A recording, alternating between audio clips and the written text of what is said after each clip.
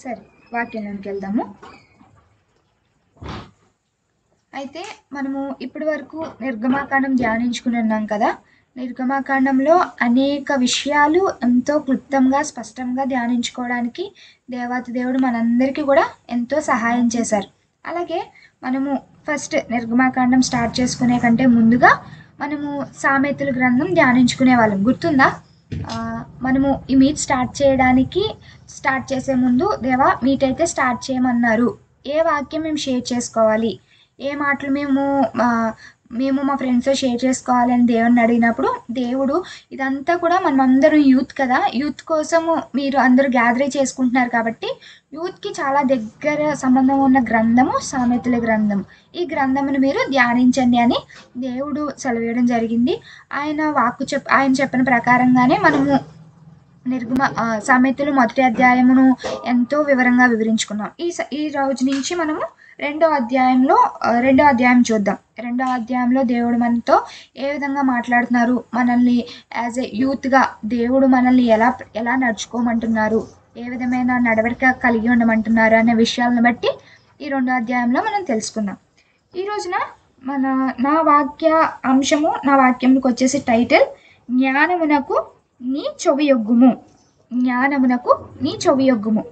మనం సామెతల గ్రంథము రెండో అధ్యాయంలో చూసినట్లయితే 2వ వచనం నుంచి 5 వచనములు ఒకసారి మనం చదువుకుందాం. జ్ఞానమునకు నీ చెవియొగ్గి హృదయపూర్వకంగా వివేచనను అభ్యసించిన ఎడల, తెలివికై మొరపెట్టిన ఎడల, వివేచనకై మనవి చేసిన ఎడల, వెండి వెతికినట్లు దాన్ని వెతికిన ఎడల, దాచబడిన ధనమును వెతికినట్లు దాన్ని వెతికిన ఎడల, యెహోవా యందు భయభక్తులు కలిగి ఉండుట ఎట్టిదో నీవు గ్రహించెదవు. దేవుని గురించి విజ్ఞానము నీకు లభించును. మనము ఈ 2 నుంచి 5 వచనములలో మనం చూసినట్లయితే దేవుడు చెప్తున్నారు ఎటువంటి మాటలకు మనము చెవి ఒగ్గి ఉండాలి అన్న విషయం మీద దేవుడు మనకి ఈ వచనముల్లో క్లుప్తంగా వివరించడం మనం చూస్తున్నాం. దేవుడు ఎటువంటి విషయాలకు మనల్ని చెవునొగ్గమని చెప్తున్నారంటే, జ్ఞానమునకు సంబంధించిన విషయాలు నీకు ఎవరైనా బోధిస్తే దాన్ని నీవు అశ్రద్ధ చేయకు, నిర్లక్ష్యము చేయకు, దానికి నీవు శ్రద్ధగా నీ చెవియొగ్గు ఆ మాటలు ఏం చెప్తున్నారు అనేది వినమని చెప్తున్నారు దేవుడు. అంతేకాక దేవుడు అంటున్నారు కదా, అది ఏదో వినేయడం మాత్రమే కాదు, ఎలా వినాలంట, హృదయపూర్వకంగా జ్ఞానమును గురించిన మాటలు మనం విరువారుగా ఉండాలంట. అంతేకాక దాన్ని విని వదిలేయడం మాత్రమే కాదు, దాన్ని అభ్యసించువారుగా, దాన్ని మనము అనుసరించువారుగా కూడా ఉండాలంట.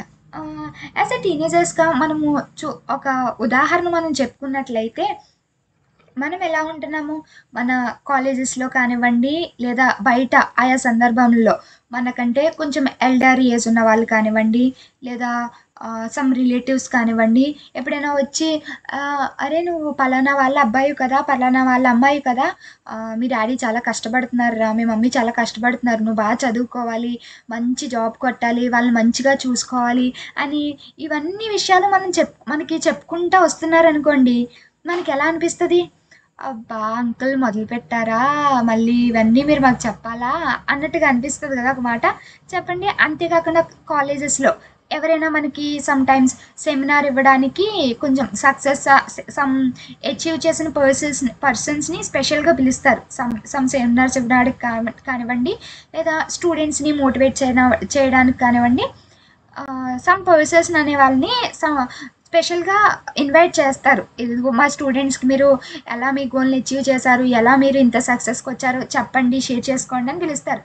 ఆ టైంని మనం ఎలా యూటిలైజ్ చేసుకుంటున్నాము, టైంపాస్కి దాన్ని యూటిలైజ్ చేసేసుకుంటున్నామా లేదా ఆ మాటల్ని మనము శ్రద్ధ కలిగి వింటున్నామా ఒకసారి ఆలోచన చేసుకోండి. యాజ్ ఏ టీనేజర్గా నేను కూడా అదే చేస్తుంటా. సమ్ సెమినార్స్ వచ్చినప్పుడు కానివ్వండి, ఏదైనా కానివ్వండి, అంత మనకి ఇంట్రెస్ట్ ఉండదు, దాన్ని బట్టి అంత ఇంట్రెస్ట్గా దేవుడు వాక్యం సెలవిస్తుంది ఇక్కడ. జ్ఞానముకి సంబంధించిన మాటలు ఏవైనా కానీ నువ్వు దాన్ని మనఃపూర్వకంగా హృదయపూర్వకంగా దాన్ని ఆలకించాలంట. ఆలకించడం మాత్రమే కాదు, వాళ్ళు చెప్పినవి మనము అనుసరించడానికి కూడా ప్రయత్నించాలి అని దేవుడి వాక్యం ఎంతో స్పష్టంగా సెలవిస్తుంది ఇక్కడ.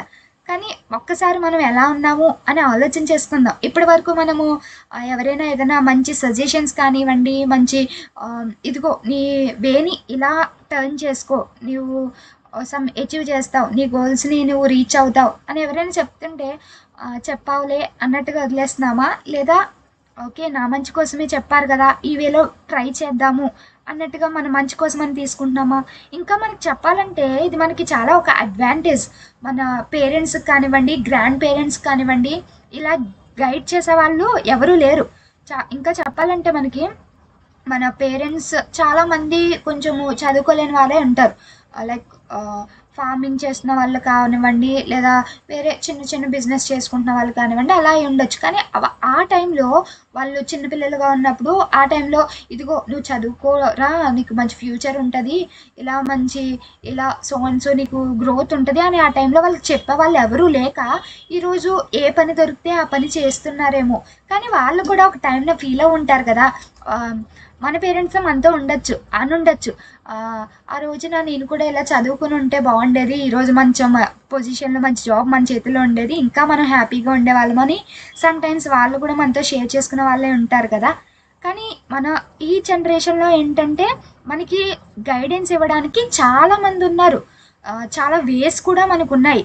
ఏ వేలో మనం వెళ్ళాలనుకుంటే ఆ వేలో A to Z మనము ఏ గోల్ రీచ్ అవ్వాలి, ఆ ప్రాపర్ బిగినింగ్ నుంచి ఎండింగ్ వరకు కూడా మనకి చెప్పడానికి గైడెన్స్ ఇచ్చేవాళ్ళు అనేవాళ్ళు చాలామంది ఉన్నారు.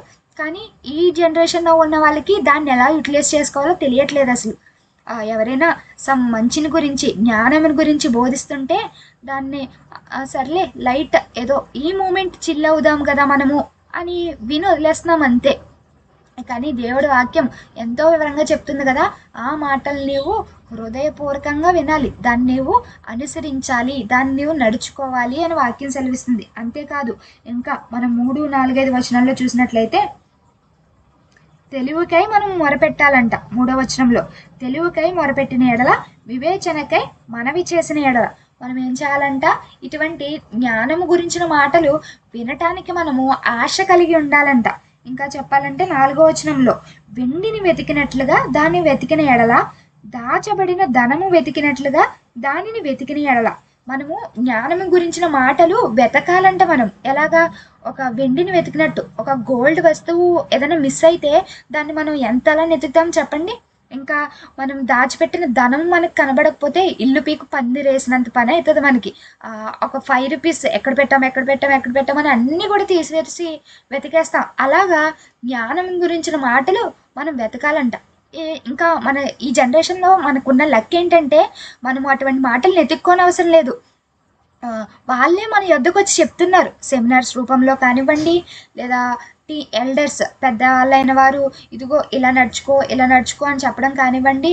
ఇంకా సోషల్ మీడియా ప్లాట్ఫామ్స్లో మోటివేషనల్ స్పీకర్స్ చాలామంది ఉన్నారు. ఆ మోటివేషనల్ వీడియోస్ ద్వారా కానివ్వండి, మనం వెతకకుండానే జ్ఞానం గురించిన మాటలు మనకు అందుబాటులో ఉన్నాయి. స్టిల్ మనం ఏం చేస్తున్నాం, ఆ మాటలు ఇన్స్టా ఓపెన్ చేయగానే ఎవరో మోటివేషన్ స్పీకర్ 1 minute వీడియో చేసి పెడతారు. మనకి ఏమనిపిస్తుంది, అబ్బా ఇప్పుడు ఈ మోటివేషన్ 1 minute వినాలా, సర్లే తర్వాత చూద్దామని వెంటనే స్క్రోల్ చేసేస్తాం. కానీ అలా చేయకూడదట. మనం ఎలా చేయాలి, జ్ఞానం గురించిన మాటలు వెతుకువారుగా ఉండాలని దేవుడి వాక్యం ఈరోజు మనకి సెలవిస్తుంది. ఇంకా మనం చూసినట్లయితే ఎఫెసీ పత్రిక 6వ అధ్యాయము 4వ వచనంలో మనం చూసినట్లయితే, తండ్రులారా మీ పిల్లలకు కోపము రేపక ప్రభు యొక్క శిక్షలోను బోధనలోను వారిని పెంచుడి. ఇక్కడ మనకి ఏదైనా సరే అప్పటికప్పుడు వచ్చేయాలంటే రాదు. చిన్నప్పటి నుంచి దాంట్లో మనకి అలవాటు కలిగి ఉండాలి కదా. ఇప్పుడు మన రోజు మన ఇంటికి వెళ్తాం, అప్పుడప్పుడు సమ్ ఫంక్షన్స్ ఉన్నప్పుడు, అకేషన్స్ ఉన్నప్పుడు మన రిలేటివ్స్ ఇంటికి కూడా మనం వెళ్ళే సిచ్యువేషన్స్, సందర్భాలు మనకు ఉంటాయి. అటువంటిప్పుడు మన ఇంటి దగ్గర ఉన్నంత ఫ్రీగా, లేదా మన ఇంటి దగ్గర ఎంత ఈజీగా మనం తిరుగుతామో అంత ఈజీగా మనము మన రిలేటివ్స్ ఇంటి దగ్గర కానివ్వండి, మన చుట్టాల ఇంటి దగ్గర కానివ్వండి, అంత ఈజీగా మనం తిరగలమా? లేదు కదా. ఎలా మనకి అదే ఒక 2-3 days అక్కడ ఉన్నామనుకోండి కంటిన్యూస్గా, లేదా 1 week అక్కడ ఉన్నామనుకోండి, అక్కడ మనకి ఏమవుతుంది, అలవాటు అయిపోద్ది. అలాగే ఈ జ్ఞానం గురించిన మాటలన్నీ కూడా మనం చిన్నప్పటి నుంచే దాన్ని అనుసరించడంలో నేర్చుకోవాలంట. చిన్నతనం నుంచే. అప్పటికప్పుడు ఒక ఏజ్ వచ్చిన తర్వాత బయట వాళ్ళు ఎవరో చెప్తే వచ్చేసి ఆ మాటలను మనం అనుసరించేయడం కాదు. చిన్నప్పటి నుంచే మన ఇంట్లో తల్లి చెప్పిన మాట, తండ్రి చెప్పిన మాటను కూడా మనం శ్రద్ధ కలిగి ఉండి ఆ మాటల్ని అనుసరించే వారిగా ఉంటే ఏదో మన సమ్ అదర్ రిలేటివ్స్ చెప్పిన మాటలైనా లేదా కాలేజ్లో మంచి ఫ్యాకల్టీ చెప్పిన మాటలైనా కానీ మనం వినటానికి అలబరచబడి ఉంటాం. లేదంటే ఏమనిపిస్తుంది, లైట్లే, వీళ్ళు చెప్పేదేంటి, మన పేరెంట్స్ మాటే మనం వినట్లేదు కదా అని ఒక మెంటాలిటీ మనలో వచ్చేస్తుంది. అటువంటి మెంటాలిటీ మనం కలిగి ఉండొద్దు. ఈ రోజున తల్లిదండ్రులు చెప్పిన మాటను విధేయతగా, వాళ్ళు మన జ్ఞానం గురించే కదా చెప్తారు, మన మంచి కోరే కదా చెప్తారు, అటువంటి మాటలన్నీ కూడా మనము శ్రద్ధ కలిగి వినాలి. ఇంకా మనం చూసినట్లయితే ఎప్పుడు ఎలా చెప్పాలి అనేది కూడా దేవుడు చెప్తున్నారు. ఇక్కడ చూసినట్లయితే తండ్రులారా మీ పిల్లలకు కోపము రేపక ప్రభు యొక్క శిక్షణలో బోధనలో వారు పెంచడి. మనం చెప్పేటప్పుడు కూడా ఎలా చెప్పాలంట, కోపంతో చెప్పడం కాదు, ఆగ్రహంగా చెప్పడం కాదు, వాళ్ళు తిట్టినట్టు చెప్పడం కాదు. చెప్పేది కూడా ఎంత మంచిగా ఉండాలంటే వాళ్ళకి వినే వాళ్ళకి అవును కదా, నిజం కదా, ఇలా మారితే నా లైఫ్ చాలా బాగుంటుందేమో, చాలా మంచిగా చెప్పారు కదా ఇతను, ట్రై చేద్దాం అసలు ఎలా ఉంటుందో అని అనిపించాలి ఎదుటి వాళ్ళకి. వాళ్ళ మనసులో ఇటువంటి మాటలు, ఇటువంటి ఆలోచనలనే రావాలి. అంత ప్రేమ కలిగి మనం చెప్పాలి, వాళ్ళు మారే విధంగా చెప్పాలి. అంతేకాకుండా వాళ్ళని గసురుతూ తిట్టుతూ ఇలా చెప్తే వాళ్ళు ఎంత దగ్గర వారైనా సరే మన మాట అనేది వినరు. వాళ్ళకి ఏమనిపిస్తుంది, మొదటగా మన కోపంతో చెప్పంగానే వాళ్ళకు కూడా సేమ్ రేషియోలో కోపం వచ్చేస్తుంటుంది. దేవుడు అలా చెప్పద్దు, నెమ్మదిగా కోపం లేకుండా చెప్పండి అని చెప్తున్నారు. ఇంకా ఏ సందర్భాల్లో ఎలా చెప్పాలి అనేది కూడా దేవుడు చెప్తున్నారు. ద్వితీయోపదేశకాండము 6వ అధ్యాయము 7వ వచనం మనం చూసినట్లయితే, నీవు నీ కుమారులకు వాటిని అభ్యసింపజేసి నీ ఇంట కూర్చుండినప్పుడును, త్రోవని నడుచుచున్నప్పుడును, పండుకున్నప్పుడును, లేచినప్పుడును వాటిని గురించి మాట్లాడవలను. ఇదో దేవుడు చెప్తున్నారు, నీవు పర్టికులర్ టైంని బట్టే చెప్పడం కాదు, నీకు సందర్భం ఎప్పుడుంటే అప్పుడు దేవుని గురించిన మాట చెప్పవలసిన సందర్భం ఎప్పుడుంటే అప్పుడు, నువ్వు నడుస్తున్నప్పుడైనా, నీవు పడుకుంటున్నప్పుడైనా, నీవు కూర్చున్నప్పుడైనా దేవుని గురించిన మాట ఈ సందర్భంలో అవసరం అయితే నువ్వు తప్పకుండా ఆ సందర్భం నందు దేవుని వాకు చెప్పువారుగా ఉండాలంట. మన తల్లిదండ్రులనే కాదు, మనమందరం కూడా సమ్ సిస్టర్స్ బ్రదర్స్ అయి ఉన్నాం కదా, మనందరికీ some sister brother or any other relation కలిగి ఉన్నాం కదా. మనకంటే మన చిన్నవాళ్ళకి, మన తమ్ముడికైనా మన చెల్లికైనా ఎవరికైనా సరే ఈ విధంగానే మనం చెప్పాలి. జ్ఞానం గురించిన మాటలు, దేవుని గురించిన మాటలు కోపంగా కాకుండా సాత్వికంతో మనం నడుస్తున్నప్పుడైనా, కూర్చున్నప్పుడైనా, సందర్భం వచ్చినప్పుడు తప్పక జ్ఞానం గురించిన మాటను మనం షేర్ చేసుకున్న వారిగా ఉండాలంట. ఇప్పుడు మన ఫ్రెండ్స్ని చూస్తాం మనం, సమ్ పర్సన్స్ ఎలా అంటే వాళ్ళకి కొంతమంది హాస్టల్స్లో పెరుగుతుండొచ్చు, లేదా కొంతమంది పేరెంట్స్ వారిని పట్టించుకోకుండా ఉండొచ్చు, లేదా ఇటువంటి సినారియోస్ అన్నీ ఉంటాయి కదా. ఇటువంటి సినారియోస్ని బట్టి వాళ్ళు ఒక ప్రాపర్ గైడెన్స్ ఉండదు అనమాట. వాళ్ళకి ఇది చేయాలి, ఇది మంచిది, ఇది చెడు, ఇలా చెప్పడానికి వాళ్ళకంటూ ఎవరు ఉండరు. అటువంటప్పుడు వాళ్ళు కొన్ని చెడు సహవాసాలు చేసి కొన్ని బ్యాడ్ ఫ్రెండ్షిప్కి అలవాటు పడిపోయి వాళ్ళ ఫ్రెండ్స్ ఏది చెప్తే అదే చేసేసేవారుగా ఉంటారు. అటువంటి వేలో వాళ్ళు వెళ్తున్నది తప్పు అని మనం తెలిసినప్పుడు తప్పకుండా వాళ్ళకి చెప్పాలి. వాళ్ళు మారకపోయినా సెకండరీ అది. ఒకరిని మంచి వేలో నడిపించడం మన బాధ్యత. అది వాళ్ళకి అనిపించవచ్చు, వాళ్ళకి ఇలాగా సమ్ తప్పు చేసేసిన తర్వాత బాధపడటం కంటే తప్పు చేయకముందే దాన్ని రెక్టిఫై చేసుకోవడం చాలా బెస్ట్ థింగ్ అయి ఉంది. అలాగా వాళ్ళు ఏదైనా తప్పు మార్గంలో వెళ్తున్నప్పుడు ఇది ఇలా చేయొద్దు, ఇది తప్పురా అని చెప్పేలాగా మనము అటువంటి స్వభావం కలిగిన వారుగా మనం ఉండాలన్నమాట. వాళ్ళకి అనిపించవచ్చు, తప్పు చేసేసిన తర్వాత వాళ్ళు అనుకుంటారు, తప్పు చేసేసిన తర్వాత మనం చెప్పామనుకోండి, అరే ఇప్పుడు చెప్తున్నావేంటి, నాకు కొంచెం ముందే చెప్పుండొచ్చు కదా, నీకు ఇలా చెప్పేవాళ్ళు ఎవరూ లేక నాకు ఆ టైంలో నాకు ఏదనిపిస్తే అది చేసేసాను, కొంచెం ముందు చెప్పుండొచ్చు కదా అని ఒక్క మాట అంటారు చూడండి. అప్పుడు మనకు కూడా అనిపిస్తుంది, అయ్యో అప్పుడు చెప్పుండాల్సిందే, వాడి తప్పు చేయకుండా ఉండేవాడు, అయ్యో అప్పుడు చెప్పుండాల్సిందే, వాడికి ఇటువంటి బాధ ఇప్పుడు వచ్చేది కాదు, వీడు కూడా హ్యాపీగా ఉండేవారు అన్న ఒకటి అనిపించక ముందే మనం చెయ్యాలంట. అనిపించక ముందే మనము వాడిని ఒక మంచి వేలో నడిపించడానికి మన సహోదరులనే కాదు కానీ మన ఫ్రెండ్స్ అయినా సరే వాళ్ళు తప్పు మార్గాన్ని వెళ్తున్నప్పుడు జ్ఞానమును గురించిన మాట వాళ్ళతో షేర్ చేసుకునే వారుగా మనం ఉండాలంట. ఇంకా జ్ఞానము గురించిన మాటలు మనం కనుక చూసినట్లయితే నిర్గమాకాండంలో మనం చెప్పుకున్నాం కదా. ఆహ్, తప్పకుండా మీ పిల్లలకు నేను ఐగుప్తు నుంచి ఎలా మిమ్మల్ని విడిపించాననేది మీరు చెప్పండి అని దేవుడే ప్రత్యేకంగా ఒక రోజుని మీరు కేటాయించుకొని చెప్పండి అని చూస్తున్నాం. అలాగే ద్వితీయోపదేశకాండం 20-25 వచనాల్లో కూడా ఇదే మాట ఉంటుంది. నేను చేసిన అన్ని కార్యముల గురించి కూడా మీరు చెప్పండి అని. హ్మ్. దేవుడు కీర్తనలు 78, 4, 5 వచనాల్లో చూసినట్లయితే దేవుడు మనకి చేసిన కార్యము అది ఎంత చిన్నదైనా కానీ ఏది దాచకూడదంట. దేవుడు మనకి మన జీవితంలో ఒక కార్యం చేశారు అంటే అది అసలు దాచే ఉంచకూడదు. ఆ కార్యమును బట్టి అనేకులకు సాక్ష్యం చెప్పాలి. ఇదిగో దేవుడు నాకు ఈ కార్యం చేశారు, ఇదిగో దేవుని విశ్వసించు, నీకు కూడా తప్పక సాయం చేస్తారు దేవుడు అని దేవుని వాక్యను చాటి చెప్పువారిగా మనం ఉండాలంట. మనము సమ్‌టైమ్స్ మనకి అనిపించొచ్చు, ఇదిగో నేను దేవుడు చెప్పినట్టే నడుచుకుంటున్నాను గదా! దేవుడు చెప్పినట్టే అన్నీ చేస్తున్నాను గదా! కానీ నాకెందుకు ఇంకా ఈ శ్రమ? నాకెందుకు ఇంకా ఈ యొక్క ఇబ్బంది అని అనుకుంటున్నావా? దేవుడు అంటున్నారు కదా! సామెతల గ్రంథము 3వ అధ్యాయము 11, 12 వచనాలు చూసినట్లయితే, నా కుమారుడా, యెహోవా శిక్షను తృణీకరింపవద్దు, ఆయన గద్దింపునకు విసుగవద్దు. తండ్రి తనకు ఇష్టుడైన కుమారుణ్ణి గద్దించిన రీతిగా యెహోవా తాను ప్రేమించు వారిని గద్దించును. దేవుడు చెప్తున్నారు, నాకు ఆయన చెప్పిందంతా చేస్తున్నాను, ఆయన మాటను నేను, ఆయన జ్ఞానం గురించిన వాక్కు లేదా ఆయన సువార్తను నేను చాటి చెప్తున్నాను, స్టిల్ నాకెందుకు ఈ కష్టాలు, స్టిల్ నాకెందుకు ఈ ఇబ్బందులు, నాకెందుకు సంతోషం లేదు అని నువ్వు బాధపడుతూ ఉన్నావా? అది దేవుడు నీకు కొంతకాలమే నిన్ను పరీక్షిస్తున్నాడేమో, ఇంకా నువ్వు ఇంకెంత పేషెన్స్గా ఉండగలవని పరీక్షిస్తున్నాడేమో. ఆ యొక్క శిక్షను లేదా ఆ పరీక్షను నీవు ఎంత మాత్రమును తృణీకరించవద్దు.